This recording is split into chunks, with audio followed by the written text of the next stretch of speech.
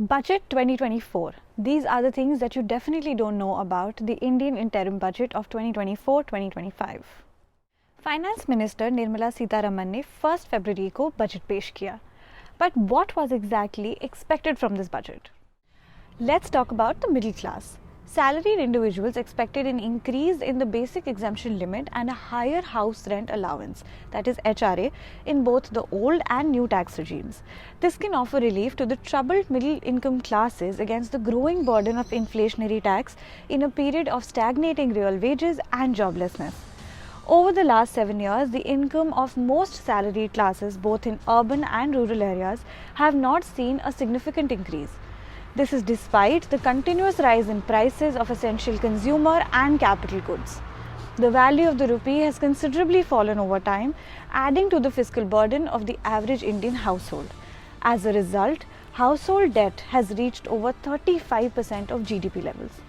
There has also been a pending demand to increase the standard deduction limit after it was made a part of the new tax regime in 2023. This is the 50% on the taxable income of salaried employees and pensioners, irrespective of their earnings. This would have been a much needed relief for the salaried class that, on class-based vote considerations, forms the core voter base of the Modi government in urban India.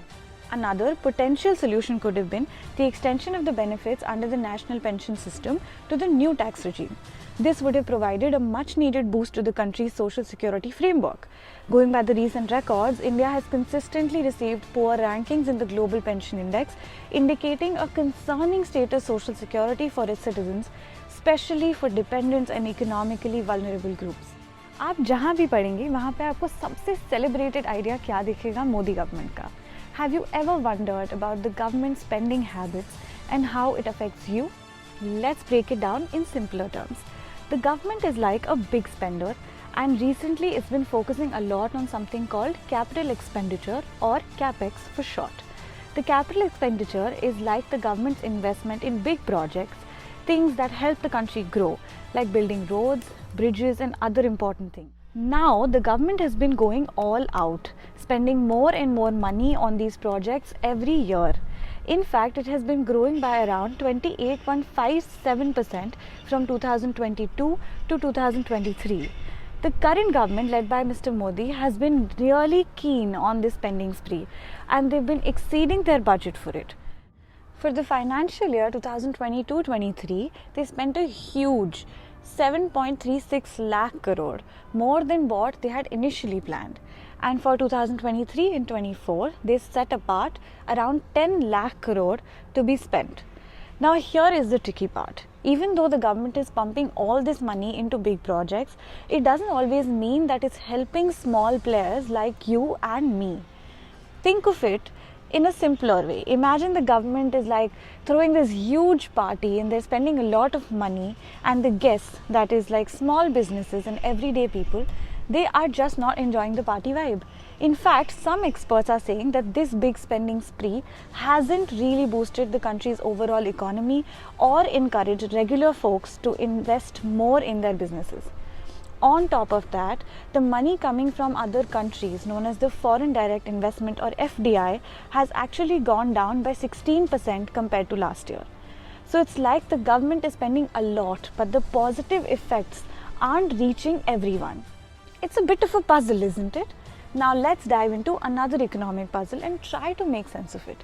In the world of finance, there's this thing called gross fixed capital formation, or GFCF for short. GFCF is like the money spent on building and expanding things, kind of like when you renovate your house or start a new project. So in the last quarter, the country saw a pretty impressive 10.4% growth in GFCF. It sounds so good, but let's not be so fast with it. Behind this big number hides a lot of surprises.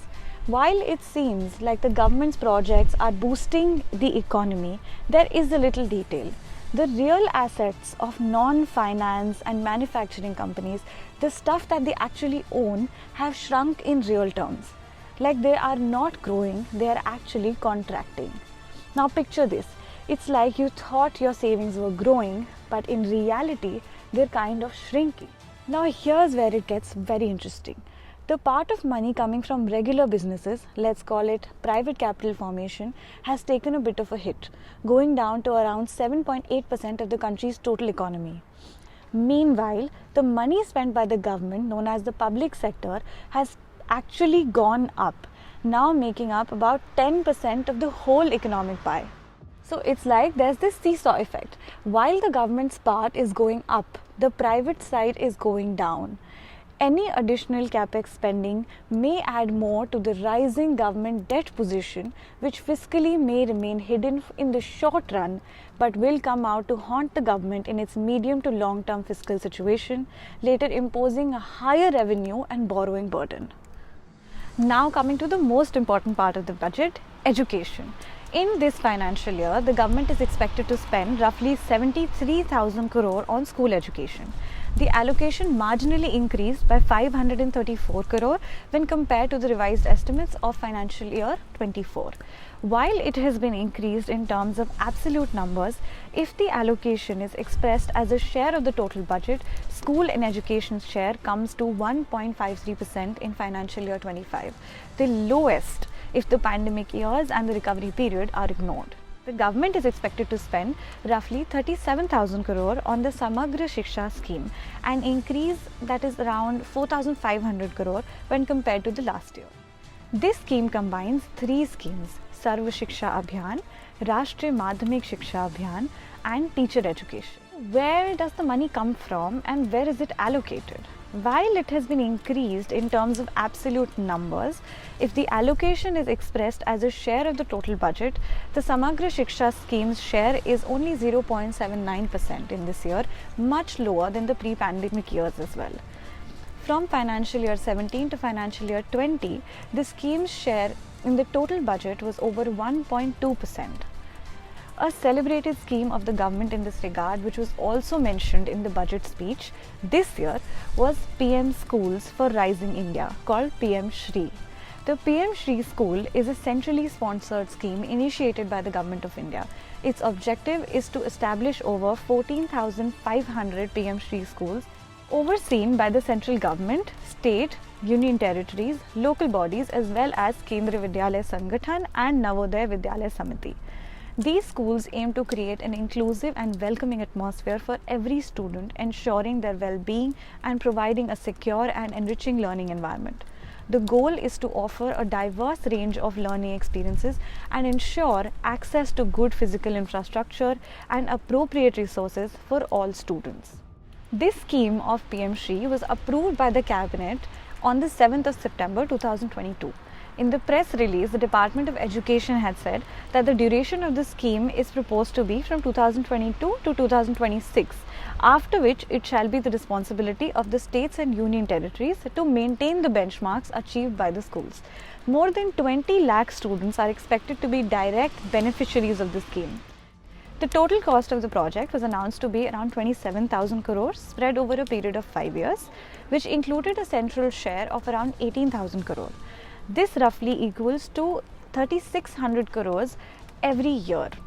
In the budget speech, the finance minister said that the PM Shri schools are delivering quality education and nurturing holistic and well-rounded individuals. Now let's look at the gap in allocation and revised estimates of the budget. In the last budget, that is 2023-24, around 4,000 crore was allotted in the scheme. But in the revised estimates, it was reduced to lower than the benchmark set by the Cabinet to 2,800 crores only, meaning almost a 30% cut. There has been a significant push in this budget for solar panels and clean energy, and this is something that we've seen the Prime Minister talk about a lot. The Finance Minister rolled out plans to be completed till 2070. However, what is the status of older plans that have been announced by the Modi government? In 2023 budget, on 4th Jan, Cabinet approved National Green Hydrogen Mission with an outlay of around 90,000 crore to produce 5 MMT by 2030. India's green hydrogen production capacity is supposed to reach this target of 5 MMT per annum, contributing to reduction in dependence on import of fossil fuels. Achievement of mission targets is expected to reduce a cumulative 1 lakh crore worth of fossil fuel imports by 2030. This is likely to leverage over 8 lakh crore in total investments and create around 6 lakh jobs. But what is the reality? Budget allocation of this scheme in 2023-24 was just 297 crore. Then in the revised estimate, it ended up being slashed even further to around 100 crores. The reason why these budget numbers are important is because before any scheme is implemented, it needs a plan and a budget. These budgets are approved by the cabinet and then given to the ministries. Any deduction or lapse in the funds actually undercuts the extent to which the scheme can even be implemented. Therefore, don't just look at this as a mere reduction in money. This lack of fund severely impacts the implementation of schemes on the ground. There is another aspect to be looked at in this regard of clean energy. In 2023 budget speech, the finance minister said that to steer the economy on the sustainable development path, battery energy storage systems with capacity of 4000 MWh will be supported with VGF. Battery storage or battery energy storage systems are devices that enable clean energy from renewable sources like solar and wind to be stored and then released when the power is needed most. Recently, the Prime Minister has also been talking a lot about solar energy. आपको जानकर हैरानी होगी लेकिन कि budget 2023-24 में इसको zero यानी कुछ भी पैसा अलॉट नहीं किया गया। बजट स्पीच में क्लेम होने के बावजूद हालांकि रिवाइज्ड एस्टिमेट में इसे 1 लाख का बजट दिया गया, लेकिन यहाँ आपको फ़र्क दिखेगा क्लेम और रियलिटी में। हम सोलर एनर्जी की बात तो कर रहे हैं, लेकिन अगर हम उस एनर्जी को स्टोर नहीं कर पाएंगे तो वो किस तरह से काम करेगा। वैसे 2024 और 25 के बजट में इस स्कीम को करीब 96 करोड़ का बजट दिया गया है। अब बात करते हैं एक ऐसे एस्पेक्ट की जो आए दिन न्यूज़ में होता है। India ranks 111 out of a total 125 countries in Global Hunger Index। ये सारी हेडलाइंस तो आपने हर जगह देखी होंगी। इसके बाद बार बार हुई कंट्रोवर्सी और मिनिस्टर स्मृति ईरानी के स्टेटमेंट भी आपने देखे ही होंगे। लेकिन बजट के टर्म्स में सरकार न्यूट्रिशन के लिए क्या कर रही है? पीएम पोषण एक बहुत ही इम्पोर्टेंट स्कीम है। The primary objective of the scheme is to improve the nutritional status of children studying in classes 1 to 8th in eligible schools. It was actually earlier known as the National Program of Midday Meals in Schools. तो अब आप समझ गए होंगे कि इसका importance क्या है और कितनी ज़्यादा है। इसके बावजूद 2023-24 के बजट में इस स्कीम को 11,600 करोड़ अलॉट किया गया, लेकिन इसके बाद इसको रिवाइज एस्टिमेट में घटाकर 10,000 करोड़ कर दिया गया। हेल्थ की बात हो ही रही है तो सरकार के सेलिब्रेटेड स्कीम आयुष्मान भारत की भी बात कर लेते हैं। प्रधानमंत्री Ayushman Bharat health infrastructure mission इस स्कीम का एक हिस्सा है। The objective of this scheme is to strengthen the public health infrastructure that leverages existing reforms initiated over the last 15 years. It envisions a new generation of reforms to integrate and strengthen health service delivery and public health action, including health research, so that the communities are Atmanirbhar in managing such pandemics or health crises. 2023-24 के budget में इस scheme को करीब 4,200 crore allot किए गए थे, लेकिन अब बजट डॉक्यूमेंट देखने से पता चलता है कि रिवाइज्ड एस्टिमेट्स में इसे घटाकर 2100 करोड़ ही कर दिया गया, यानी करीब 50% कम। इस स्कीम का एक और हिस्सा है जिसको कहते हैं national Ayush mission. In this scheme the government aims to establish a holistic wellness model through Ayush health and wellness centres, focusing on preventive and promotive health care based on Ayush principles and practices to reduce the disease burden and out-of-pocket expenditure. This is very critical aspect of health mission undertaken by the Modi government. In the budget 2023-24, the scheme was allotted around 1,200 crores specifically for establishing wellness centers throughout the country. In the revised estimate, this budget was reduced to around 815 crores, यानी करीब 32% का cut. दो बातें और हैं जिन पर ध्यान देने की ज़रूरत है। The increasing number of crimes against women in India and the state of affairs in this regard is no joke.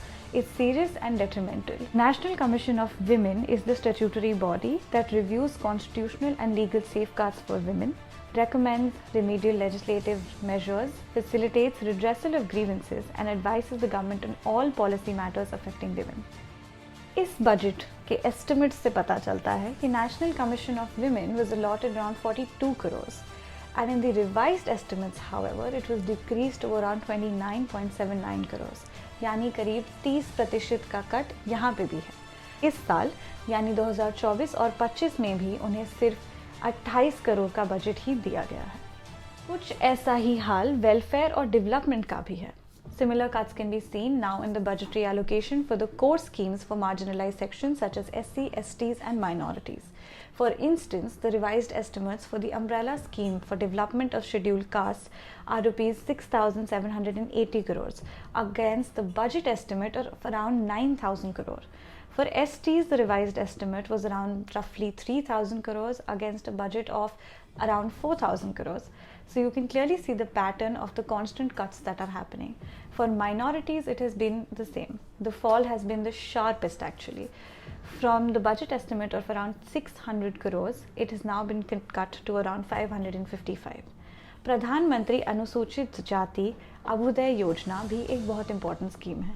इस स्कीम में the idea was development of SCs जो 2021 में actually implement हो चुका था। It has three objectives: to reduce poverty of the SC community by generation of additional employment opportunities through skill development, income generating schemes and other initiatives. And here in the budget estimates of the scheme of 2023-24, it was allotted around 2,050 crores. And the revised estimates of the scheme was slashed to around 450 crores. And this is something that comes out in the budget documents that have been released. So this is almost a cut of around 78%. अब एक और important aspect, ज़्यादातर information जो सरकार की नीतियों और सरकार के काम के बारे में बाहर आ पाती हैं वो है राइट टू इन्फॉर्मेशन एक्ट की वजह से। RTI is the cornerstone act that helps citizens hold the government accountable for its working. It is the only act that forces transparency from the government. The act is dying its slow death. It was given only 3 crores of a budget in 2023 and 24, and now this budget has been reduced even more to a mere 2.5 crore. ज़रूरी है कि हम ये सब बातें समझें और देखें कि बजट को हम और कितनी तरह से देख सकते हैं। बजट सिर्फ बजट स्पीच नहीं होती है जो फाइनेंस मिनिस्टर आके देते हैं। बजट एक्चुअली उन डॉक्यूमेंट्स उन डिटेल्स में आपको बेहतर समझ आता है।